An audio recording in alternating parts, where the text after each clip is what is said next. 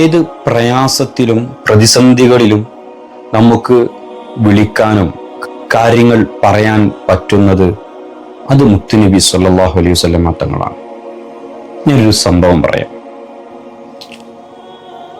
മഹാനായ ഖോജ എന്ന പേരിൽ അറിയപ്പെടുന്ന അബൂ അബ്ദുല്ലാഹി സാലിം റളിയല്ലാഹു അൻഹു മഹാനവറുകൾ പറയാണ്, ഞാനൊരു സ്വപ്നം കണ്ടു.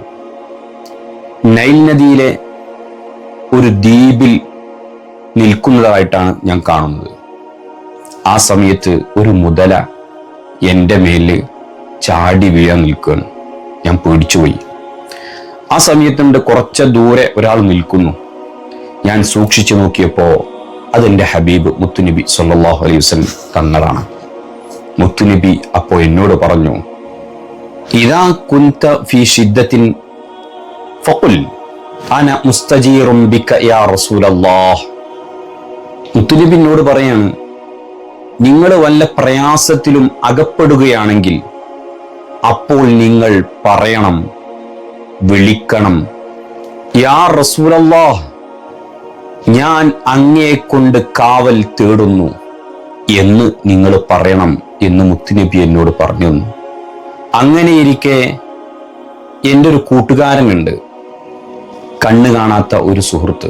അദ്ദേഹം മുത്തുനബി സല്ലല്ലാഹു അലൈഹി വസല്ലം തങ്ങളെ സിയാറത്ത് പോകാൻ വേണ്ടി ഉദ്ദേശിച്ചിരിക്കുകയാണ്. അപ്പോ ആ സമയത്ത് ഞാൻ അദ്ദേഹത്തെ കണ്ടപ്പോ എൻ്റെ ഈ സ്വപ്നത്തിന്റെ കഥ ഞാൻ വിവരിച്ചു.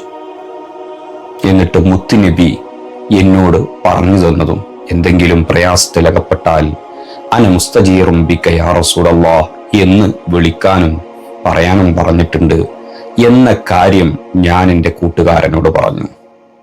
അങ്ങനെ അദ്ദേഹം യാത്ര തിരിച്ചു മദീനയിലേക്ക്.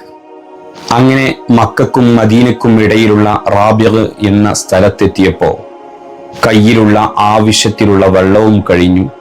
കൂടെയുണ്ടായിരുന്ന സേവകൻ വെള്ളം അന്വേഷിച്ചു പോയി. അപ്പോ ആ സഹോദരൻ മഹാനായ ഖോജ റളിയല്ലാഹു അൻഹുവിനോട്, അബൂ അബ്ദുല്ലാഹി സാലിം റളിയല്ലാഹു അൻഹുവിനോട് ആ സഹോദരൻ പറഞ്ഞു കൊടുക്കുകയാണ്, അങ്ങനെ എൻ്റെ കൂടെയുള്ള ആള് വെള്ളം അന്വേഷിച്ചു പോയി. ഞാനാണെങ്കിലോ പ്രയാസത്താൽ വളരെ വിഷമിച്ച് വെള്ളം കിട്ടാതെ ആ വിഷമത്തിൽ നിൽക്കുന്ന അവസ്ഥയിൽ എൻ്റെ മനസ്സിലേക്ക് നിങ്ങൾ പറഞ്ഞ കഥ ഓർമ്മന്നു. അപ്പോൾ തന്നെ ഞാൻ ഉറക്കനെ അന മുസ്തജീറും ബിക യാ റസൂലല്ലാഹ് എന്ന് എൻ്റെ ഹബീബിനോട് ഞാൻ സങ്കടം പറഞ്ഞു, കാവലിനെ തേടി സഹായം ചോദിച്ചു. അപ്പോൾ പെട്ടെന്ന് ഒരാളുടെ ശബ്ദം ഞാൻ കേട്ടു. അയാൾ എന്നോട് പറഞ്ഞു, നിങ്ങൾ പാത്രത്തിൽ വെള്ളം നിറക്കൂ എന്ന് പറഞ്ഞുകൊണ്ട് എൻ്റെ തോൽ പാത്രത്തിൽ വെള്ളം നിറക്കുന്ന ശബ്ദം ഞാൻ കേട്ടുകൊണ്ടിരുന്നു. അങ്ങനെ എൻ്റെ കയ്യിലുള്ള തോൽപാത്രം വെള്ളം നിറഞ്ഞു കവിഞ്ഞു. അദ്ദേഹം എവിടെ നിന്നാണ് വന്നതെന്നോ എങ്ങനെയാണ് വന്നതെന്നോ ഒന്നും എനിക്കറിയൂല. എൻ്റെ കാര്യം അപ്പോൾ തന്നെ സാധിച്ചു കിട്ടി, അൽഹംദുലില്ലാഹ് എന്ന് ഖോജ തങ്ങളോട്, അബൂ അബ്ദുല്ലാഹി സാലിം റളിയല്ലാഹു അൻഹുവിനോട് ആ സഹോദരൻ വിവരിച്ചു കൊടുക്കുകയാണ്.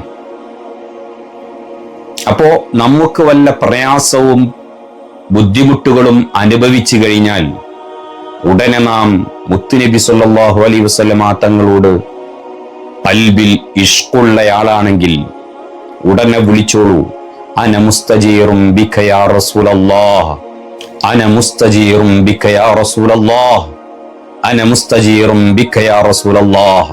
മുത്തുനബിയെ, അങ്ങയെ കൊണ്ട് ഞാൻ കാവലിനെ തേടുന്നു. അങ്ങ് എന്നെ സഹായിച്ചാലും അങ്ങ് മുഖേന എനിക്ക് സഹായം കിട്ടണം. മുത്തുനബി സല്ലല്ലാഹു അലൈഹി വസല്ലമ തങ്ങൾ നമുക്ക് അപ്പോൾ തന്നെ സഹായം എവിടെന്നെങ്കിലും ഒന്ന് എത്തിച്ചു തരും. കാരണം മുത്തുനബി സല്ലല്ലാഹു അലൈഹി വസല്ലമ തങ്ങളെ വിളിക്കുമ്പോ സഹായിക്കാൻ തന്നെ റബ്ബ് അവന്റെ മലായികങ്ങളെ ഏൽപ്പിച്ചിട്ടുണ്ട്.